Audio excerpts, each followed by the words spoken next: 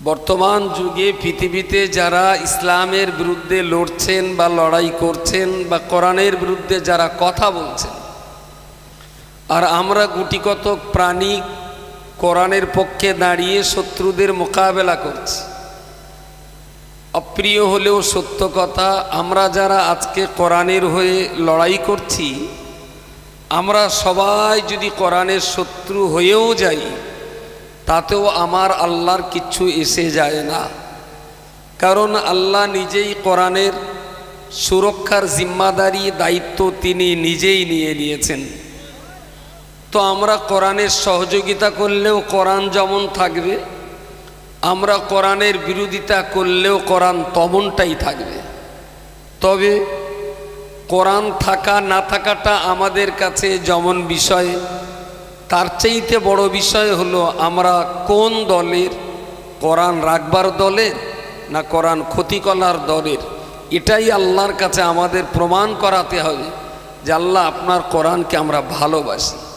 তাছাড়া আমরা লড়াই করে যে কোরআন বাঁচাবো এই চিন্তা আমাদের নেই, কারণ কোরআন বাঁচাবার জিম্মাদারি স্বয়ং আল্লাহ তিনি নিজেই নিয়ে নিয়েছেন।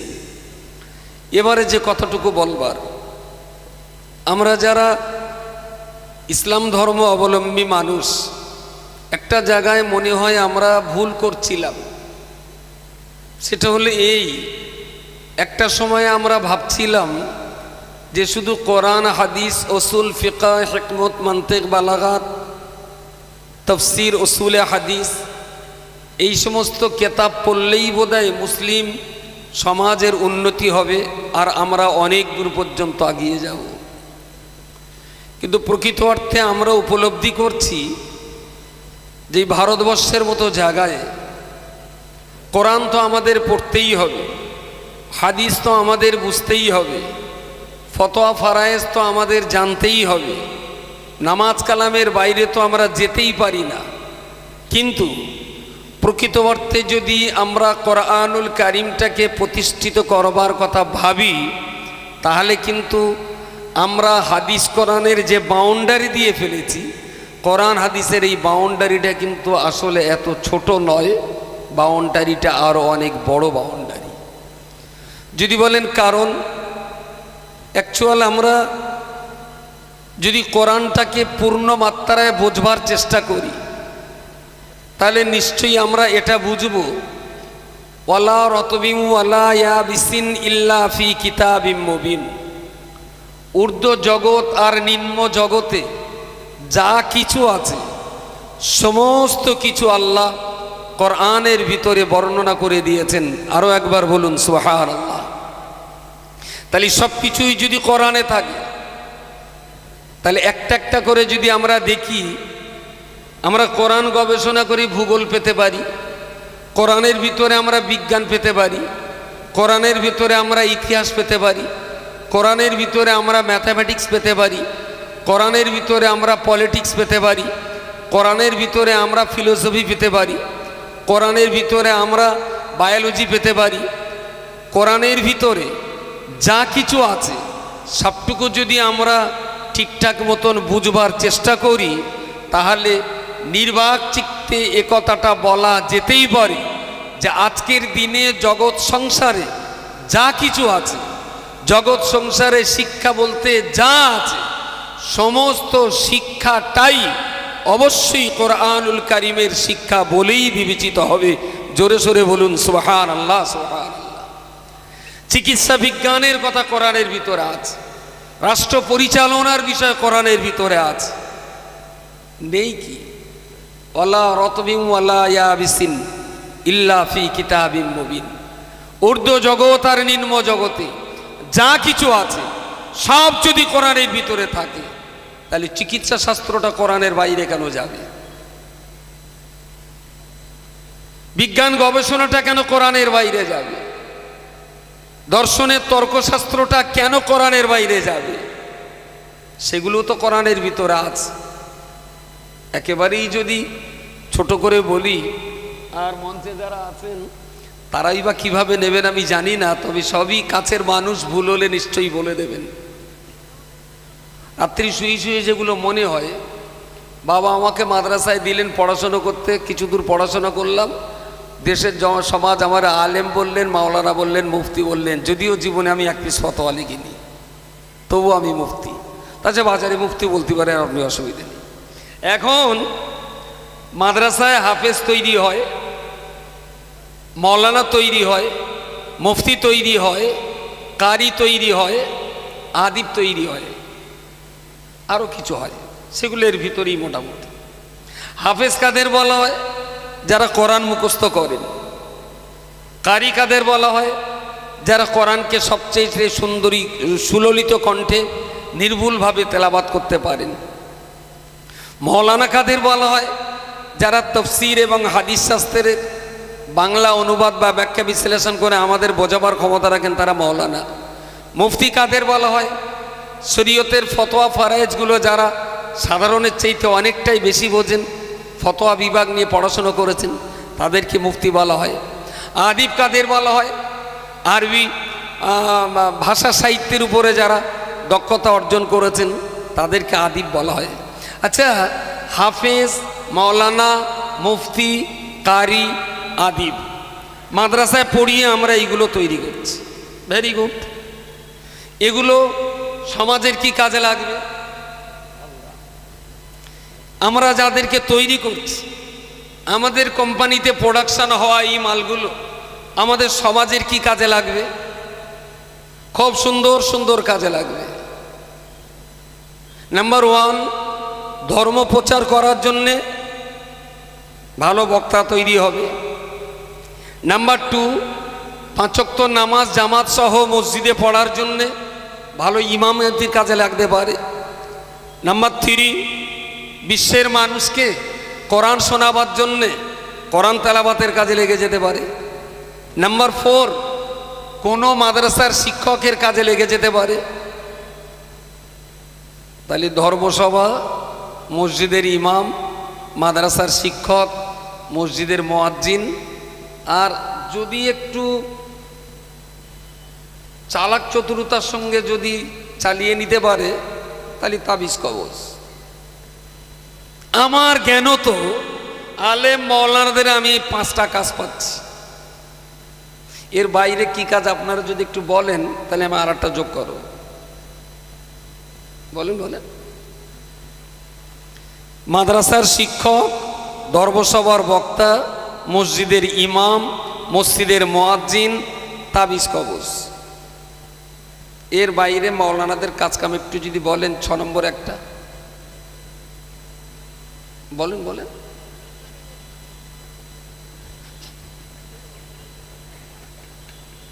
আচ্ছা, ওটা তো সবার ভিতরে এসে গেল না। এই যে আমি তো আজকে চাঁদা তুলব, ওটা তো সবার ভেতরে। ওটা দুটো ভাগ আছে, তা ওটা কিন্তু সমাজে বলা যায় না। যা করি আমরা চোরাগুপ্তভাবেই করি, ওটা সমাজে বলা যাবে না। বললে যতটুকানি মান আছে সেটাও চলে যাবে। তাহলে এই 5টা। আচ্ছা, মুসলিম সমাজের কাছে এই 5টা কাজ চালাবার জন্য আমরা মাদ্রাসায় আলেম, মাওলানা, মুফতি, হাফেজ, কারি, আদিব তৈরি করে দিলাম। মুসলিম সমাজ চলতে থাকলো। Very good.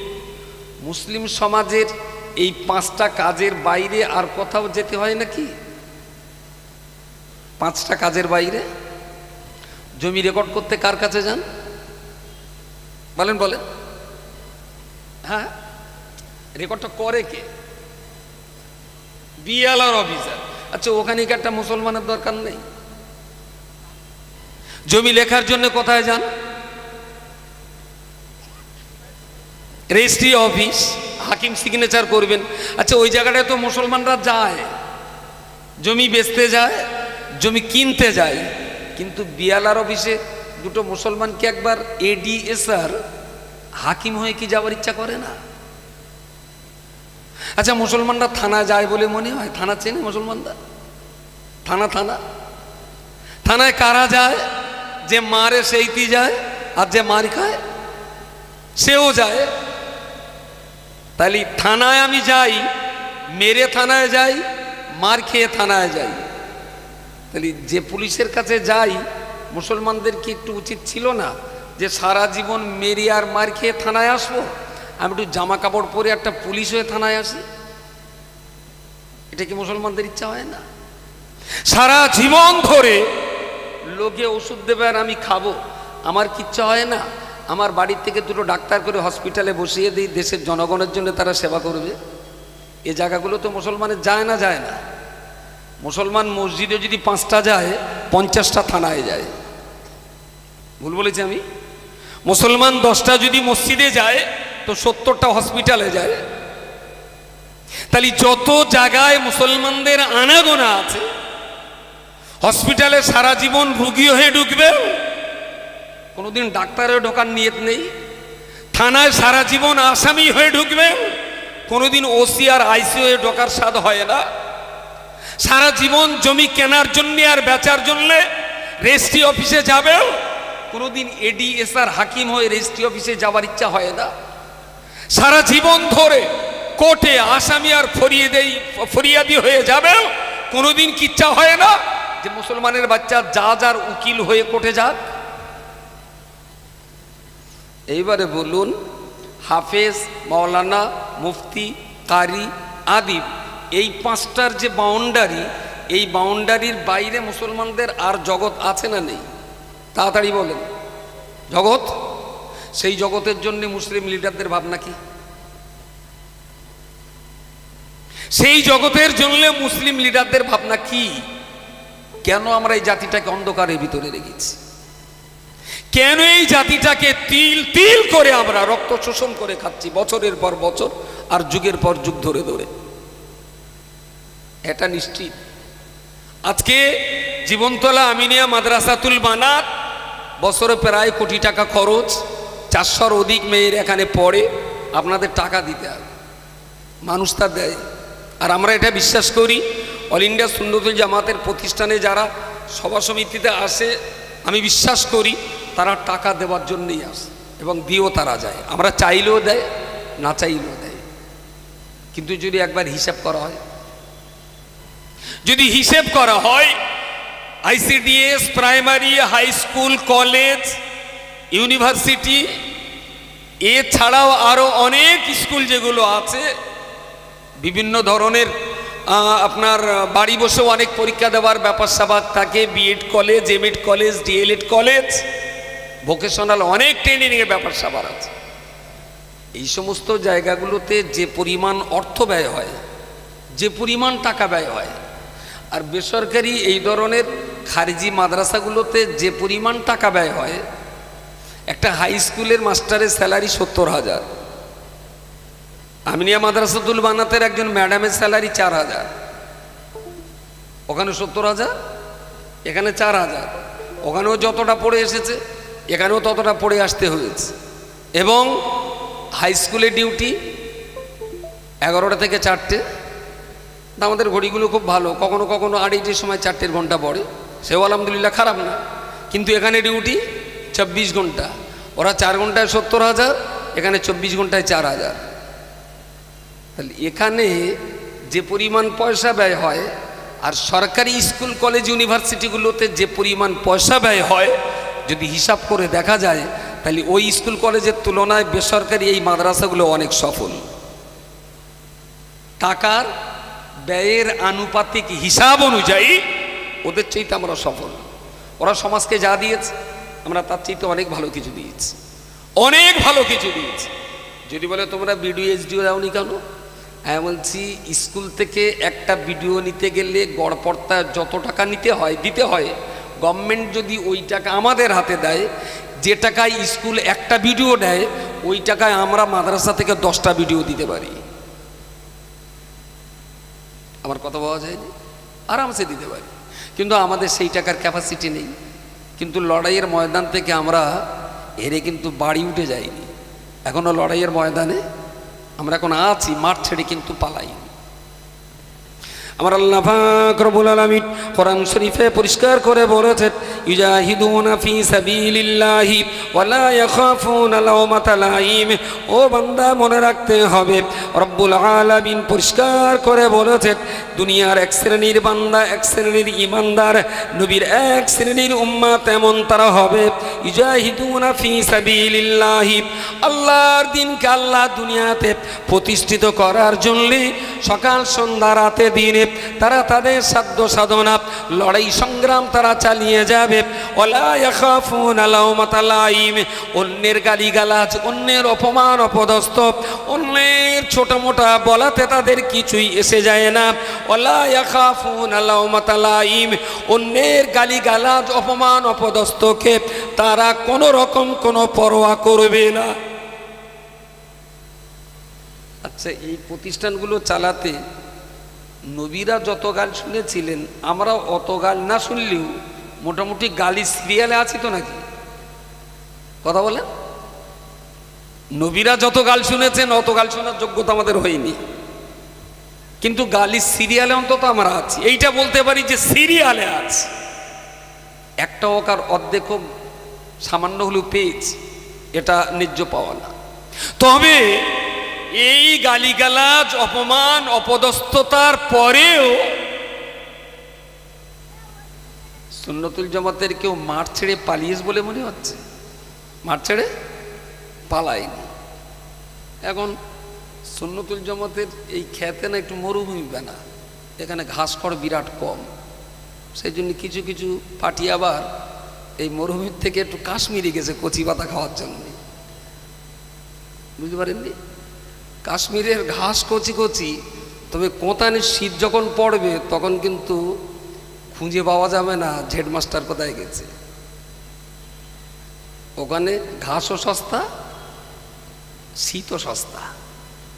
কিছু কিছু পার্টি আছে এখানে ঠিক খেয়ে তাদের পেট উঠতেছে না, ও 1.5 ঘন্টা 2 ঘন্টা বকো, 2000 2,500 3,000 লাও, ওরা বললে তা আমাদের হবে না।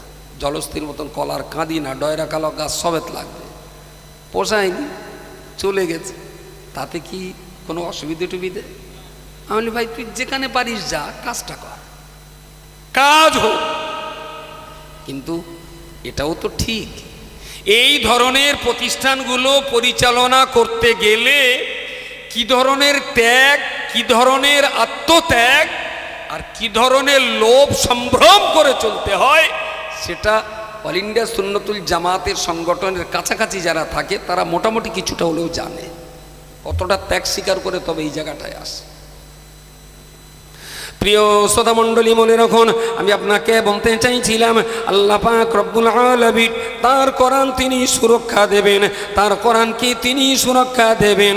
তবে কেবলমাত্র ইসলামের কলমা পড়বার কারণে, কোরআনকে ধর্মগ্রন্থ বলার কারণে, মুহাম্মদকে রাসূলুল্লাহ বলার কারণে, কাবাকে কিবলা বলার কারণে আল্লাহ পাক রব্বুল আলামিনের পক্ষ থেকে আমাদের উপরে আল্লাহ পাক কিছু দায়িত্ব দিয়েছেন। ইমানদার মুসলমানের উপরে আমার আল্লাহ কিছু দায়িত্ব দিয়েছেন। ও বান্দা, মনে রাখতে হবে সেই দায়িত্বের ভিতরে এটাও তো একটা দাবি, এটাও তো একটা দায়িত্ব। প্রিয় নবী মুহাম্মদুর রাসূলুল্লাহ সাল্লাল্লাহু আলাইহি ওয়াসাল্লাম হাদিস শরীফের ভিতরে বলেছেন, খায়রুকুম মান তাআল্লামাল কুরআন ওয়া আল্লামা।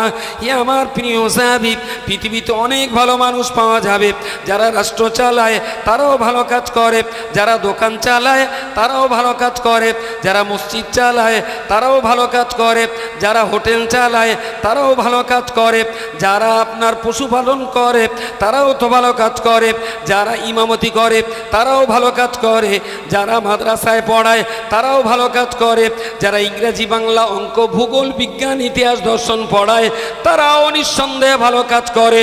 কিন্তু রাসূলুল্লাহ বলেছেন, খায়রুকুম মান তাআল্লামাল কুরআন ওয়া আল্লামা।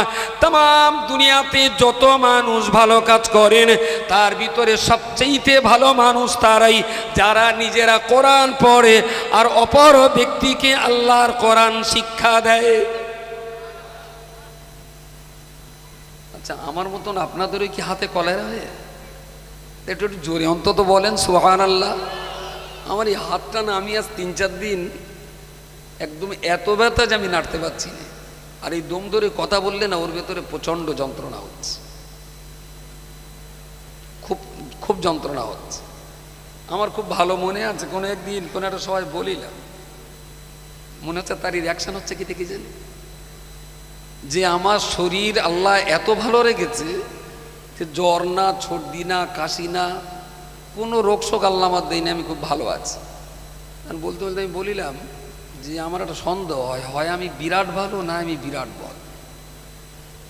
একজন জিজ্ঞেস করতে কেন? আমি ফেরাউনির গায়ে জীবনে মশাবাসি বসিনি, আর আল্লাহ ওর জীবনে রোগ দেয়নি। তার কারণ ছিল আল্লাহ ওরে এক হাতে করে নেবে, খুচরো পাপ দে ওরে আর মাসি মেরে হাত কালো করা আমরা যেরকম বলি ওটা আর হবে না। তা আমি কি ফেরাউন টেরাউন হলুম যে আমার একটু রোগ শোক আল্লাহ দেয় না? তখন মনে হলো এটা কি তার অ্যাকশন শুরু হলো নাকি? সেও যদি হয় খারাপ কিছু, ওয়ালানাবলুওয়ান্নাকুম বিশাইয়্যিম মিনাল খাউফি ওয়াল জু'i ওয়া নাকসিম মিনাল আমওয়াল ওয়াল আনফুসি ওয়াস সামারাত ওয়া বাশশিরিস সাবিরিন। সুবহানাল্লাহ বলেন, একটু জোরে বলেন সুবহানাল্লাহ। ওয়া বাশশিরিস সাবিরিন, ইমানদারদের জন্য 5টা পরীক্ষা, এটা সুসংবাদ। আরো একবার বলুন সুবহানাল্লাহ। আল্লাহ বলেন এটা দুঃসংবাদ, বলেছেন সুসংবাদ। যাক, যেটা বলছিলাম যে খাইরুকুম মান তাআল্লামাল কুরআনা ওয়া আল্লামা, তোমাদের ভিতরে সবচেয়ে ভালো তারা যারা নিজেরা কোরআন পড়ে আর অপরকে পড়ায়। আচ্ছা, এই যে ভালো সার্টিফিকেট দেওয়াটা, এটা কিন্তু জীবনতলা প্রাইমারির মাস্টারের না। কোন মাস্টারের বলেন? বলেন, পৃথিবীর সব মাস্টারের বড় মাস্টার তিনি। নবীকে জিজ্ঞেস করা হয়েছিল, ইয়া রাসূলুল্লাহ, ইয়া হাবিবাল্লাহ, লিমা বুইস্তা, কেন আপনাকে দুনিয়ার জমিনে পাঠানো হয়েছে, কেন আপনি দুনিয়ার জমিনে এসেছেন? নবী আমার জবাব দিয়ে বললেন, ইন্নামা আনা বুইস্তু মুআল্লিমা। ও বাবা সাহাবী, আল্লাহ পাক রব্বুল আলামিন আমি মুহাম্মদুর রাসূলুল্লাহকে तमाम दुनिया सादा कालो लम्बा बेटे आरबी आजमी सब श्रेणीर मानुषेर माझखाने जगत संसारेर सकल मानुषेर मास्टार करे आमी मुहम्मद के आल्लाह दुनियाते पाठिয়েছেন। जोरे सोरे बोलुन सुबहानाल्लाह। ओ आल्लाहर बान्दा मने राखुन सेई मुहम्मदुर रसूलुल्लाह सल्लल्लाहु आलैहि ओयासाल्लाम जे कुरान निये पृथिबीते तिनि मानुषेर माझे दाঁড়ালেন और এই कुरान শোনাবার কারণে এই कुरान प्रचारेर কারণে এই कुरान পড়াবার কারণে মক্কার কিছু মানুষেরা আমার আপনার নবী মুহাম্মদুর রাসূলুল্লাহ সাল্লাল্লাহু আলাইহি ওয়াসাল্লামকে মক্কার জমিনে তারা বয়কট করে দিল। আর ওরা দাবি করলো, কুরাইশ বংশের পক্ষ থেকে দাবি করা হলো যে হাশিমি বংশের মানুষেরা মুহাম্মদকে আমাদের হাতে তুলে দিক। বললেন কেন? তাহলে আমরা মুহাম্মদকে হত্যা করব। নাউজুবিল্লাহ বলেন, একটু সবাই বলেন নাউজুবিল্লাহ। ওরা রাসূলুল্লাহকে হত্যা করার জন্যই চাইল। হাশিমি বংশের কিছু মানুষ ইসলাম কবুল করেছেন, কিছু মানুষ কবুল করেননি। কিন্তু যেহেতু গোত্র আর বংশের ব্যাপার, ওরা বলল মুহাম্মদকে রসুল বলে মানি আর নাই মানি, মুহাম্মদ যেহেতু আমাদের বংশের লোক, আমরা মুহাম্মদকে ওদের হাতে দেব না। কারা বলল? হাশিমি বংশের লোকজন বলল। তখন কুরাইশরা করলো কি, হাশিমি বংশটাকে ওরা পুরো একবারে করে দিল। বিয়ে শাদি হওয়া মরা খাওয়া পেওয়া আদান প্রদান মাল কেনা বেচা একদম সব বন্ধ করে দিল। থাকার জায়গা কোথায়? রাসূলুল্লাহ যে জায়গাটায় জন্মগ্রহণ করেছিলেন ওই ঘরটাকে বলা হয় মৌলুদুন নবী। মৌলুদুন নবী, ওই ঘরের পিছনে একটা পাহাড় আছে, জাবালে আবু কওয়াইস। সেই পাহাড়ের পিছনে পাহাড়ের ভিতরে বেশ অনেকটা গর্ত ছিল, যেগুলোকে বাংলা ভাষায় বলা হয় গিরি গুহা। গিরি গুহা। ওরা ফাঁক পেলেই নবীকে হত্যা করবে, তো হাশিমি বংশের মানুষেরা ওই গিরি গুহার ভিতরে বন্দী হয়ে রাসূলুল্লাহকে মাঝখানে রেখে চারিদিকে ওরা পাহারা দিত। নবীকে মাঝখানে রেখে চারিদিকে পাহারা দিত, আর ওর ভিতরেই তাতে থাকতেও হতো। তবে ওর ভিতরে মুসলমানদের ভিতরে যারা ইসলাম গ্রহণ করেছেন তারাও ছিলেন, ইসলাম কবুল করেননি। অথচ হাশিমি বংশে এমন মানুষও তাতে ছিলেন যে আমি মুহাম্মাদের কলমা নাইবা পড়ি, কিন্তু মুহাম্মদ যেহেতু আমার বংশের মানুষ, আমি আমার বংশের মানুষকে হত্যা করার জন্য অন্যের হাতে তুলে দিতে পারি না। তারা সেদিন রসুলুল্লাহর পাশে দাঁড়ালো, প্রিয় রসুলের পাশে তারাও দাঁড়ালো। ও আল্লাহর বান্দা, মনে রাখতে হবে আমার আপনার নবী মুহাম্মদুর রাসূলুল্লাহ সাল্লাল্লাহু আলাইহি ওয়াসাল্লাম ওই গিরিগুশিবে আবু তালেব শেবে আবি তালেব ওই গিরিগিওয়ার ভিতরে বন্দি দশায় থাকলেন। প্রতিদিন, প্রতি রাতে, প্রতি সকালে, প্রতি দুপুরে অত্যন্ত সতর্কতার সংগোপনে ওখানে কাল যাপন করতে হতো। ওনারা বারবার দুশ্চিন্তায় পড়তেন, না জানি কখন কিভাবে ওরা আমার নবীকে হত্যা করে ফেলে। আমাদের বংশের গৌরব, আমাদের গোত্রের গৌরব মুহাম্মদকে তারা হত্যা করে ফেলে। ওরা সবাই মিলে আমার নবীকে পাহারা দিত। এমনকি কোনো দিন এমনই ঘটতে চলেছে, বিশ্বনবী মুহাম্মদুর রাসূলুল্লাহ সাল্লাল্লাহু আলাইহি ওয়াসাল্লাম গুহার একটা জায়গায় রাত্রিবেলা শুয়ে পড়েছেন। 80টি পর বৃদ্ধ আবি তালেব ছুটে এসেছেন, নবীকে ঘুম থেকে ডেকে তুলে বললেন, বাবা মুহাম্মদ, এই জায়গায় তুমি শুও না, তুমি এখান থেকে উঠে ভিতরে চলে যাও, আমার জায়গাটায় তুমি শুয়ে পড়ো, আর তোমার এই জায়গাটায় আমি রাত কাটাই। রসুল বললেন, কেন চাচাজি? বলে, তুমি এখানে প্রতিদিন শুয়ে থাকো, বলা যায় না গোপন খবর যদি বাইরে চলে যায়, রাতের অন্ধকারে তারা তোমাকে হত্যা করে দিতে পারে, তাই আমার জায়গায় তুমি শুয়ে পড়ো, তোমার জায়গায় আমি আবু তালেব ঘুমিয়ে পড়ি। আমার জীবন চলে গেলেও বাবা মুহাম্মদ, তোর জীবনটা বেঁচে থাকার প্রয়োজন। 85 বছরের চাচা আবু তালেব কলমা পড়েননি, কিন্তু নবীর সুরক্ষা দেওয়ার জন্য তার ভাবনা কত গভীর, কত গভীর। প্রিয় শ্রোতা মণ্ডলী, যে রাসূলুল্লাহ জীবন সঙ্গিনী প্রথমা স্ত্রী আম্মা জান খাদিজাতুল কুবরা রাদিয়াল্লাহু তাআলা আনহা, তিনি ওই সঙ্গে গিরিগোয়ায় শেবে আবি তালিব, ওই গিরিগোয়াতে তিনিও রাত্রি কাটাতেন। ইতিপূর্বে আপনারা বহুবার জেনেছেন আবু তালেব আপনার মা খাদিজার প্রথম স্বামী মারা যান, তার পক্ষ থেকে অনেক অর্থের মালিক হয়েছিলেন। দ্বিতীয় স্বামীর কাছ থেকে তালাক প্রাপ্ত, সেখান থেকেও তিনি অনেক টাকার মালিক হয়েছিলেন। আবার বাবা সূত্রেও তিনি অনেক টাকা পেয়েছিলেন।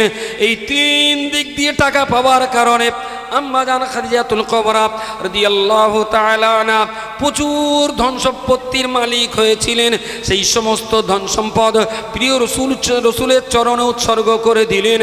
নবী আমার সেই সমস্ত ধন সম্পত্তি আপনার শেবে আবু তালেব গিরি গুহায় বন্দি থাকাকালীন ওই অর্থ খরচ করতে করতে একেবারেই নিঃস্ব হয়ে গেলেন, হাতে আর কিছুই থাকলো না। গোটা একটা বংশের মানুষেরা আবি তালেব গিরি গুহায় তারা রাতদিন থাকবেন, সেখানে তাদের খাওয়া দাওয়া করতে করতে জীবন বড় বিষণ্ণ হয়ে পড়ল। অভাব অনটনের দায়ে কঠিন পরিস্থিতির মাঝখানে পড়তে হলো, সব অর্থ ব্যয় হয়ে গেল, আর কিছুই তাদের অবশিষ্ট থাকলো না। এই রকম অবস্থাতে বিশ্বনবী মুহাম্মদুর রাসূলুল্লাহ সাল্লাল্লাহু আলাইহি ওয়াসাল্লাম তিনি তার গিরি আপনার শেবে আবি তালেব গিরি গুহায় অবস্থান করার সঙ্গী সাথীদেরকে বললেন, না খেয়ে যদি মানুষ মরে যায়, ইচ্ছাকৃত না খেয়ে যদি মানুষ মরে যায়, ওটা তো আত্মহত্যার শামিল হবে। খাবার মতো রুটি এখানে পাওয়া যায় না, খাবার মতো গোস্ত ডাল ভাত এখানে পাওয়া যায় না। সুতরাং এই গিরিগুহার আশেপাশে সবুজ ঘাস আর কচি পাতা যেগুলো পাওয়া যাবে, ওইগুলো তোমরা চিবিয়ে চিবিয়ে খেয়ে খেয়ে তোমরা তোমাদের জীবন ধারণের চেষ্টা করো। ও বান্দা, বড় অবাক ব্যাপার, আলালের ঘরের দুলালি আম্মা জান খাদিজাতুল কুবরা রাদিয়াল্লাহু তাআলা আনহা আরব কান্ট্রির ভিতরে অত্যন্ত ধনাঢ্যশালিনী হওয়ার পরেতেও শেবে আবি তালেবের ভিতরে মা খাদিজাতুল কুবরাকেও মরুভূমির কচি ঘাস আর কচি পাতা খেয়ে খেয়ে খাদিজাকেও কাল কাটাতে হয়েছে। এইটা না, নবী রাসূলুল্লাহ তো গরিব মানুষ, গরিব ঘরের সন্তান, বাবা হারা মা হারা, ছোট বয়স থেকে তো নবীর কষ্ট করা অভ্যাস ছিল অনেক। কিন্তু খাদিজা, তিনি তো অগাধ সম্পত্তির মালিক ছিলেন, অগাধ সম্পত্তির মালিক ছিলেন। তারপরেও সেই খাদিজা ওই গিরিগুহাতে ঘাস খেয়ে জীবনযাপন করতে হলো।